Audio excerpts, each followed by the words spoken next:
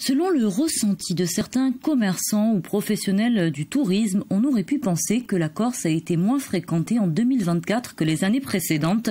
Pourtant, d'après les statistiques de la Chambre de commerce sur la fréquentation des ports et aéroports pour 2024, veuillez m'excuser, ces chiffres sont stables, voire en légère hausse. Explications et réactions avec Sybille Bromberg.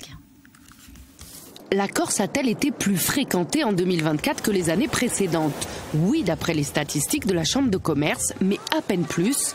En 2024, les aéroports ont totalisé plus de 4 372 000 passagers, soit 1% de plus que l'année d'avant. Mais les chiffres diffèrent d'un aéroport à l'autre. Les deux plus gros aéroports insulaires, Bastia et Ajaccio, sont plutôt stables en termes de fréquentation. À Ajaccio, la différence est quasi nulle. 5 000 passagers de moins en 2024, c'est-à-dire 0% d'écart. Bastia accuse une très légère baisse avec 10 000 passagers de moins, soit 1% d'écart entre 2023 et 2024, mais plus de monde en dehors de la saison touristique. Pour ce qui est des aéroports secondaires, Calvi a connu un record de fréquentation avec plus de 400 000 passagers, c'est 10% de plus qu'en 2023. Enfin, Figari a aussi vu le nombre de ses passagers progresser légèrement.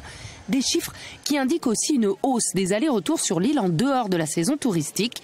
Reste à savoir où vont ces passagers. Est-ce qu'ils sont allés dans des hôtels pour séjourner, ou dans des campings, ou dans des structures d'accueil professionnelles, ou est-ce qu'ils sont allés dans des résidences type Airbnb? Et je pense que là, il y a une vraie différence qui se retrouve d'ailleurs dans la fréquentation des établissements de restauration ou autres, parce qu'effectivement, ce sont des consommateurs qui consomment différemment et malheureusement, ils ne sont pas toujours présents dans nos établissements hôteliers. Du côté des ports insulaires, on remarque aussi une légère hausse de 4% en moyenne sur toute la Corse.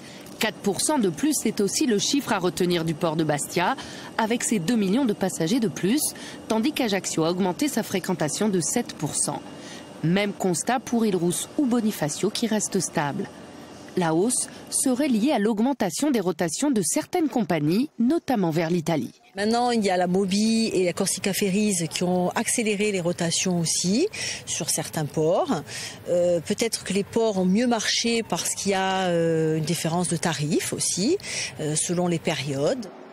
Si la Corse reste une destination prisée des touristes en été, on remarque une demande de plus en plus importante hors saison. Si la tendance persiste, transport et tourisme insulaire devront s'adapter dans les années à venir.